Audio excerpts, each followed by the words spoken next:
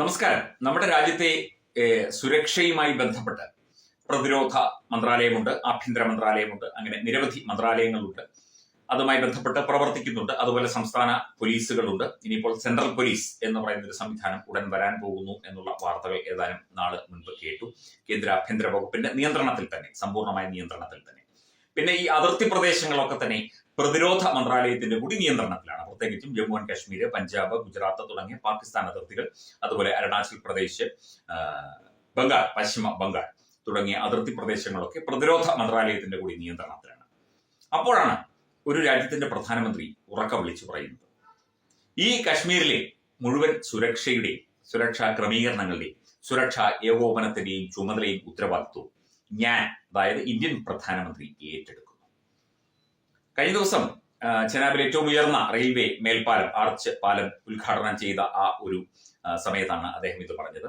ഇവിടെ വികസനവും സുരക്ഷയും മറ്റു കാര്യങ്ങളുമൊക്കെ എന്റെ ഉത്തരവാദിത്വം, അതായത് മറ്റു മന്ത്രാലയങ്ങൾ ഉണ്ട്, എന്നാൽ പോലും പ്രധാനമന്ത്രി എന്നുള്ള നിലയ്ക്ക് എനിക്കാണ് ജമ്മു കാശ്മീരിലെ ജനങ്ങളുടെ, ജമ്മു കാശ്മീരിലെ പ്രദേശങ്ങളുടെയൊക്കെ സുരക്ഷയുടെ പൂർണ്ണ ഉത്തരവാദിത്വം. കാരണം ഏറ്റവും കൂടുതൽ പ്രതിസന്ധി നേരിടുന്ന ഈ പാകിസ്ഥാന്റെ നുഴഞ്ഞുകയറ്റവും ആക്രമണവും ഭീകരാക്രമണവും അടക്കം നിരവധി പ്രതിസന്ധികൾ നേരിടുന്ന ഒരു പ്രദേശമാണ് ജമ്മു ആൻഡ് കാശ്മീർ. കാശ്മീർ കുറേയൊക്കെ ശാന്തമായിട്ടുണ്ട്, എന്നാൽ പോലും അവിടെ അല്പം പ്രതിസന്ധിയും അതുപോലെ തന്നെയുള്ള ബുദ്ധിമുട്ടുകളും ജനങ്ങൾക്ക് ചില പ്രദേശങ്ങളിൽ ഉണ്ടാകാറുണ്ട്.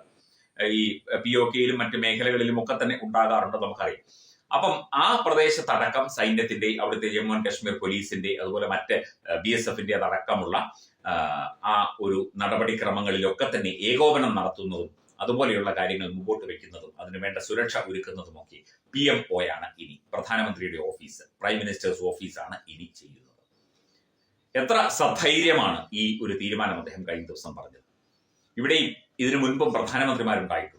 ഒരു രാജ്യത്തിന്റെ പോയിട്ട് ഒരു ജില്ലയുടെ സുരക്ഷ പോലും ഏറ്റെടുക്കാനുള്ള തന്റെ ഇടമില്ലാത്ത, ഒന്നും മിണ്ടാത്ത, മദാമ്മമാരുടെ ഒക്കെ തന്നെ അടിപ്പാവാട കഴുകുന്ന പ്രധാനമന്ത്രിമാരെയാണ് നമ്മൾ കൂടുതൽ കണ്ടിരിക്കുന്നത്. അല്ലെങ്കിൽ വിദേശ ശക്തികളുടെ പണം വാങ്ങി രാജ്യത്തെ ഒറ്റുകൊടുക്കുന്ന ആദ്യ പ്രധാനമന്ത്രി മുതൽ ഇങ്ങോട്ട് നോക്കിക്കഴിഞ്ഞാൽ ഇവിടെ ഇച്ഛാശക്തിയും തന്റെ ഇടവുമുള്ള പ്രധാനമന്ത്രിമാർ വളരെ കുറച്ചു മാത്രമേ ഉണ്ടായിട്ടുള്ളൂ.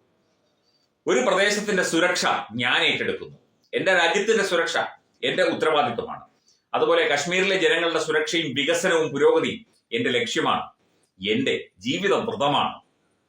വികസനം എന്നത്, പുരോഗതി എന്നത് ഒരു സിംഹഗർജനമാണ്. അത് ഗർജിച്ചുകൊണ്ടേയിരിക്കും.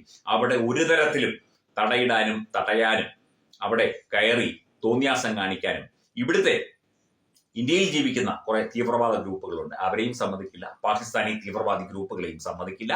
ഒരു തരത്തിലുമുള്ള വിട്ടുവീഴ്ച ഈ ഒരു വിഷയത്തിൽ ഇല്ല എന്ന് ഉറക്കെ പ്രഖ്യാപിച്ചിരിക്കുകയാണ് പ്രധാനമന്ത്രി നരേന്ദ്രമോദി.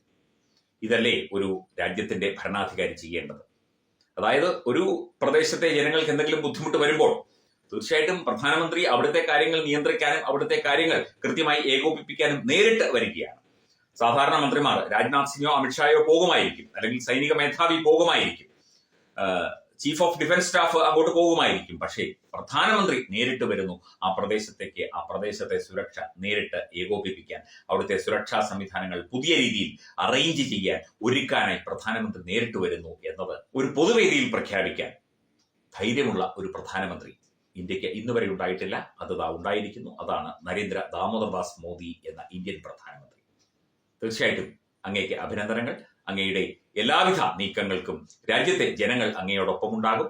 അങ്ങ് രാജ്യത്തിന് വേണ്ടി പ്രവർത്തിക്കുമ്പോൾ അങ്ങേക്ക് വേണ്ടിയും നമ്മുടെ രാജ്യത്തിന് വേണ്ടിയും പ്രവർത്തിക്കാൻ ഓരോ ഇന്ത്യൻ പൗരനും, രാജ്യത്തെ സ്നേഹിക്കുന്ന ഓരോരുത്തരും അങ്ങേക്കൊപ്പം ഉണ്ടാകും എന്ന്